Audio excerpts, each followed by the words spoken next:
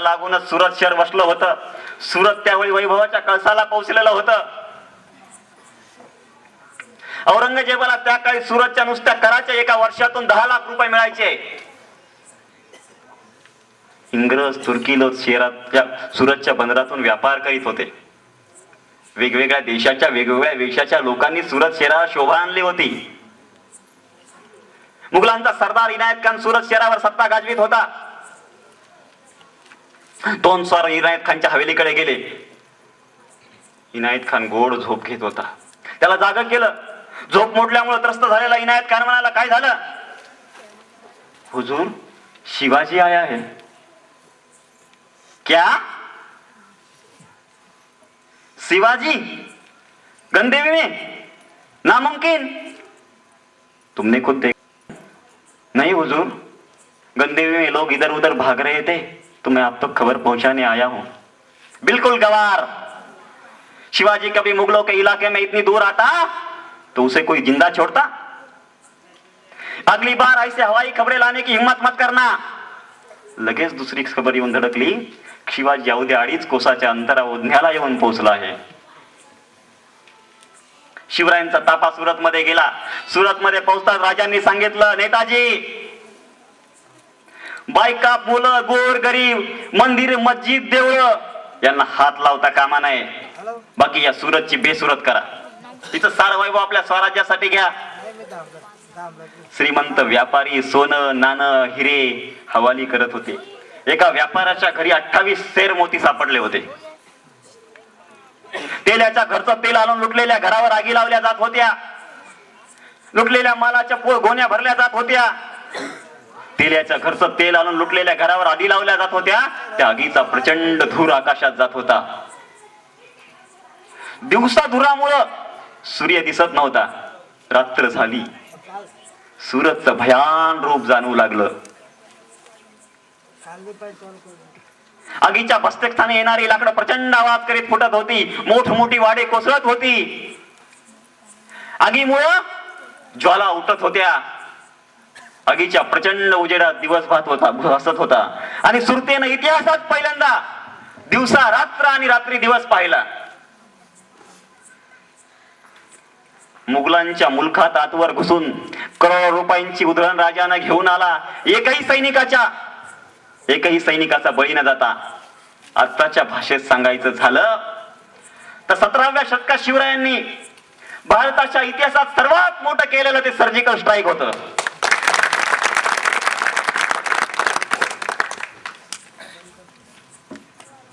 मिर्झा राजे जयसिंग औरंगजेबचे सेनापती होते. 10 मिनिट. मिर्झा राजा जयसिंग औरंगजेबचे सेनापती होते. मिर्झा राजे शिवरायांना म्हणाले, आम्ही तुमच्या पराक्रमाची तारीख औरंगजेब बादशाहपर्यंत कळवली आहे. आग्र्याला बादशाहचा 50वा वाढदिवस मोठ्या थाटामाटात साजरा होणार आहे. तुम्ही आणि संभाजी राजांना भेटायला जावं. शिवराय म्हणाले, काही दगाफटका झाला तर? मिर्झा राजे म्हणाले, मी राजपूत आहे. आमचा शब्द इतकाच मोलाचा. मी वचन देतो तुमच्या केसालाही धक्का लागणार नाही. औरंगजेब बादशाहनं वाट खर्चासाठी त्यावेळेस शिवरायांना 1 लाख रुपये दिले होते. वाट खर्चासाठी. जायची तयारी सुरू झाली. राजांच्या महालात कपडे भरले जात होते. सकाळी घराचा नगारा दुमदुमला. शिवराय औरंगाबाद, बुरहानपूर, ग्वाल्हेर मार्गे आग्र्याला निघाले. शिवरायांचा आग्रा नगरीत प्रवेश झाला. बादशाहच्या वाढदिवसाच्या कार्यक्रमासाठी आलेल्या सरदारांचे शामियाने आग्रा शहराच्या बाजूला पसरले होते. काही दिवसांपूर्वी औरंगजेब बादशाहचा बाप याचं निधन झालं होतं. त्यानं गादीवर बसण्यासाठी स्वतःच्या बापाला कैद करून विष देऊन मारलं होतं. औरंगजेबाचा भाऊ दारासुको होता. दारासुको हा भारत मातेचा रत्न होता. त्यानं गीतेचं भाषांतर केलं होतं. औरंगजेबाच्या बापाला औरंगजेबाचा बाप शहाजहानला दारासुकोलाच गादीवर बसवायचं होतं. आणि कदाचित दारासुको हा भारत मातेचा रत्न होता. त्यानं सर्व धर्म समभावाची बीज या भारतभूमीत पेरण्याचा प्रयत्न केला होता. कदाचित दारासुख भारताच्या गादीवर बसला असता ना, तर भारताचं भविष्य अधिक चांगल्या प्रकारे बदललं असतं. असो, शिवरायांचा लाल आग्र्याच्या किल्ल्यात प्रवेश झाला. रामसिंगानं लवकर चालण्याची विनंती केली. औरंगजेब बादशाह दिवाणी आमचा दरबार संपून दिवाणी खास मध्ये गेला होता. औरंगजेब बादशाह दिवाणी खास मध्ये पोहोचताच आवाज आला, होशियार, शहनशाह हिंदुस्तान, बुनियादे जन्नत, अंजामे मन्नत, जहापना अलमगीर औरंगजेब बादशाह हाजीर.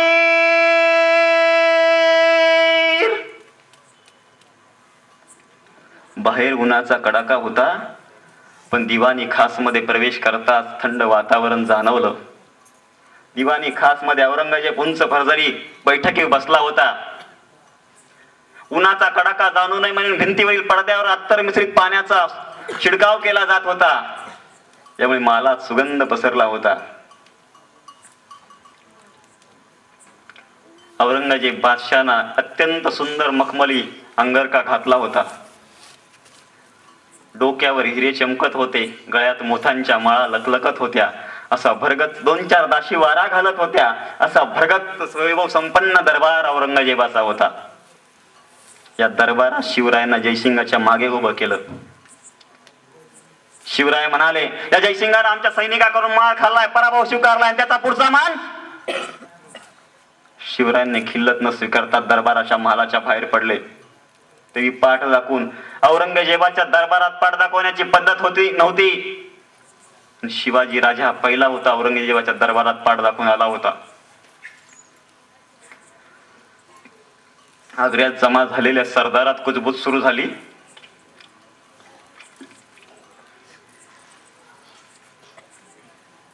सगळे सरदार एकमेकात चर्चा करू लागले.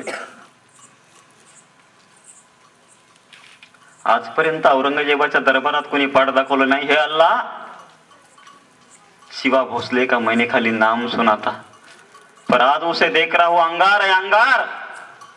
सगळ्या सरदारात एकमेकात कुजबूज सुरू झाली. रात्रीची वेळ झाली. औरंगजेब बादशाह शयनघरात झोपण्यासाठी गेला असताना जाफर खान म्हणाला, हुजूर, साधी दरबारात जुबान उघडली तरी फाशीची सजा होते.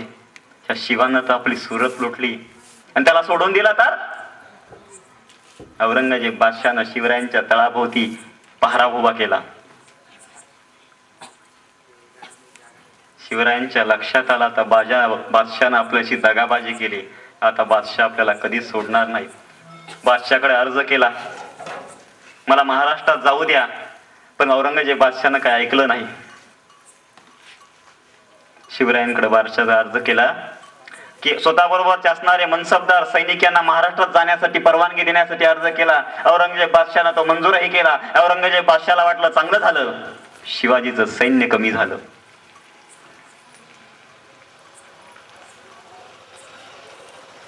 शिवरायांनी आजारी पडल्याचं सोंग घेतलं.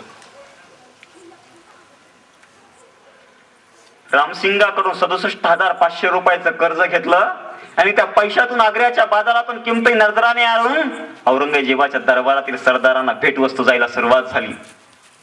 शिवरायांनी आजारी पडल्याचं सोंग घेतलं. अंगाला कळा येऊ लागले, अन्न पाणी जात नव्हतं. मग आजार बरा व्हावा म्हणून हकीम वैद्य यांना मिठाई देण्यासाठी बादशाहकडे परवानगी मागितली आणि ती बादशाहने परवानगी दिली. मग साधू मौलवींना मिठाईचे पिटारे वाटण्यास सुरुवात झाली.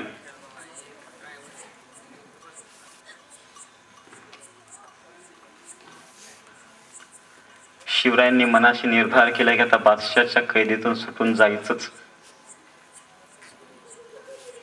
मग मिठाईचे पेटारे उघडून बघण्यात औरंगजेबाचं सैनिक कंटाळून गेलं.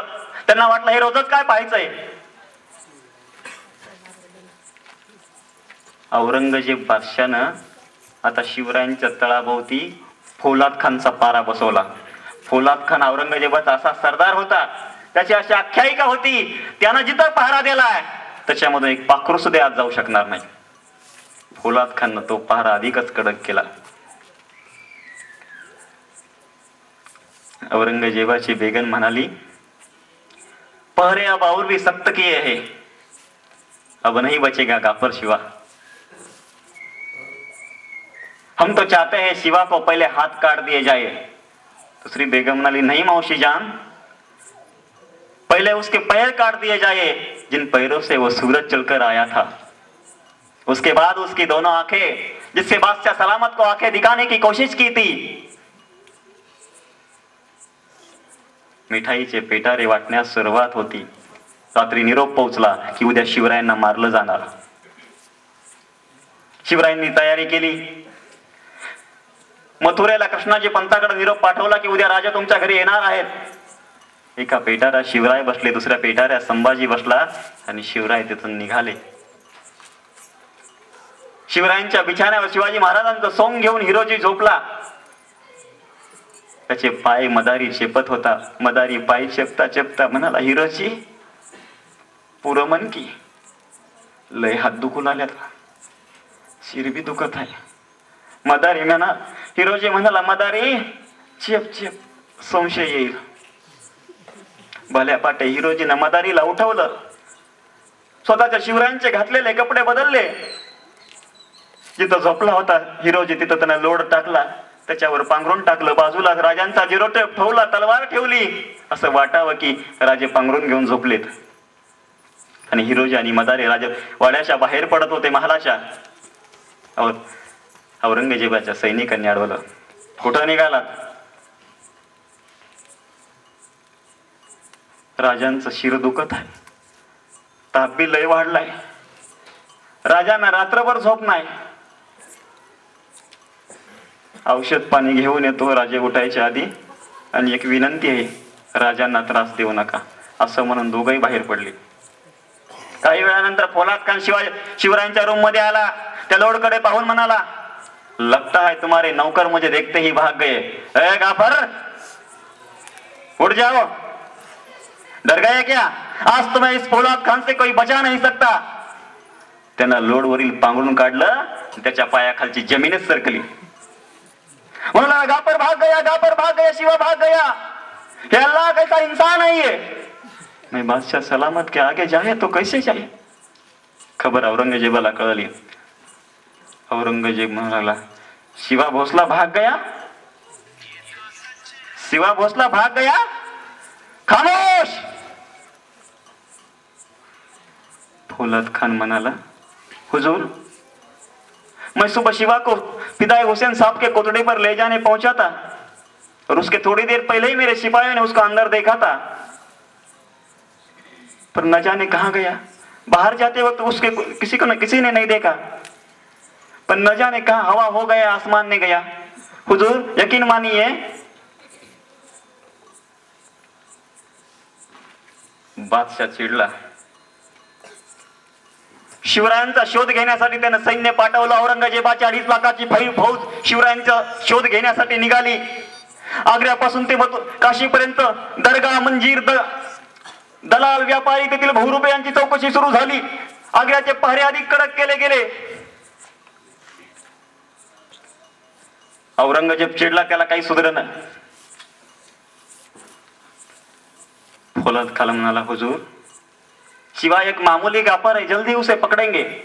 औरंगजेब चिढ़ला, क्या मामूली? जो मुगल सल्तनत की खिल्लत उड़ाता है वो मामूली है? जो 500 कोस दूर आकर मुगल सल्तनत को हिलाता है वो मामूली है?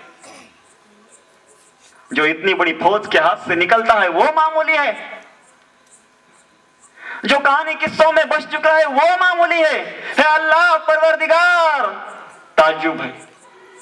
शहर हमारा, सल्तनत हमारी, सरदार हमारे, नौकर हमारे, और चर्चा उस शिवा की।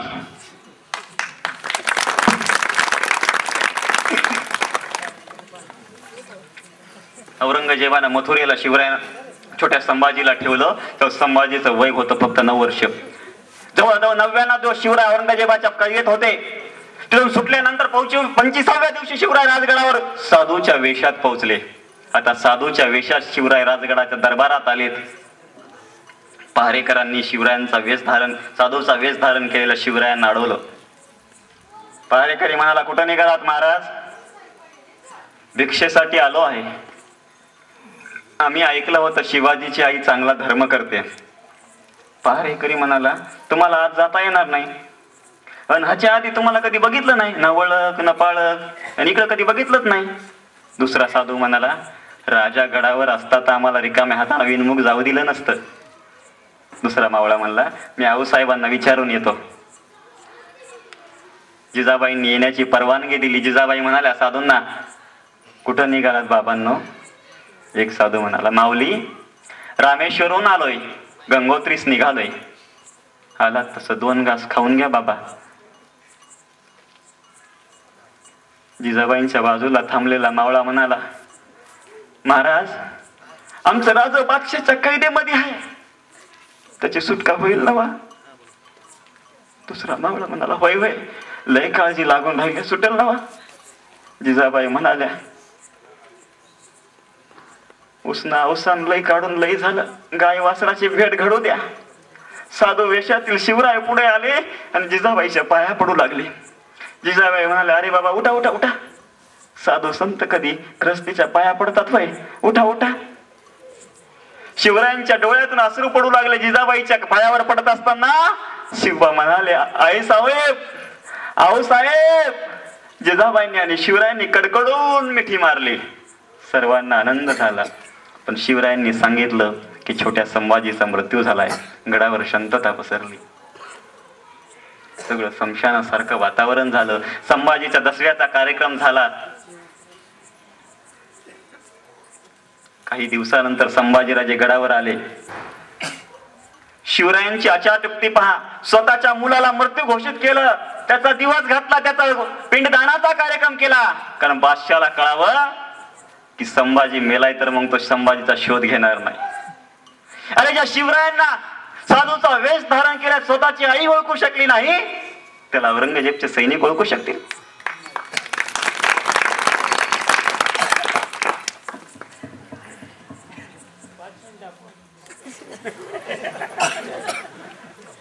मोहिमांवर मोहिमा निघत होत्या.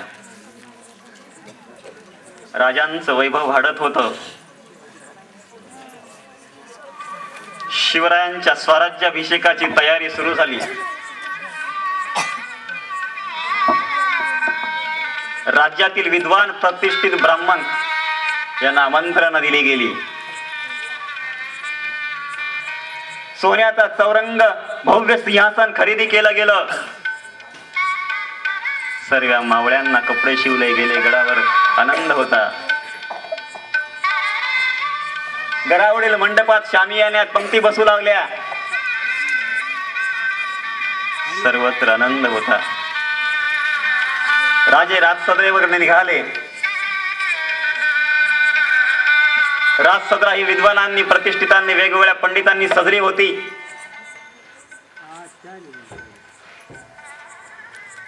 शिवराय राजसदरेकडे जात आहेत. आज शिवरायांना त्यांच्या मावळ्यांची आठवण होत आहे. ज्यांच्या बलिदानानं, त्यागानं आजचा हा दिवस उजाडला, अशा सर्व मावळ्यांना राजांनी वंदन केलं. मान करी धार करी स्वराज्य पंढरीच्या उघ्याची वार करी, हा अमृतोत्सव सोहळा डोळ्यात प्राण आणून पाहत होते. 6 नोव्हेंबर 1674 पहाटेच्या 5 वाजेला छत्रपती सिंहासनावर आरूढ झाले आणि शिवराय छत्रपती झाले.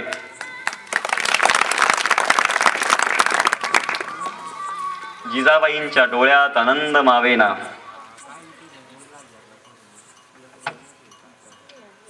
जिजाबाईंनी केलेल्या कष्टाचं, त्यागाचं आज फळ झालं होतं. शिवराय सिंहासनावर बसताच गर्जना झाली. राजाधिराज महाराज क्षत्रिय कुलवंत सिंहासनाधीश छत्रपती शिवाजी महाराज की जय. जिजाबाईंच्या डोळ्यात आनंद मावेना. मला वाटतं तुकाराम महाराजांनी अशा माता माऊल्यांसाठीच अभंग लिहिला असावा. जिचा होता दर्शन मिळे पोट भरी अन्न,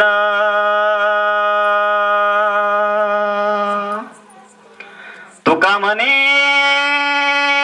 पतिव्रता तिची देवावरी सत्ता.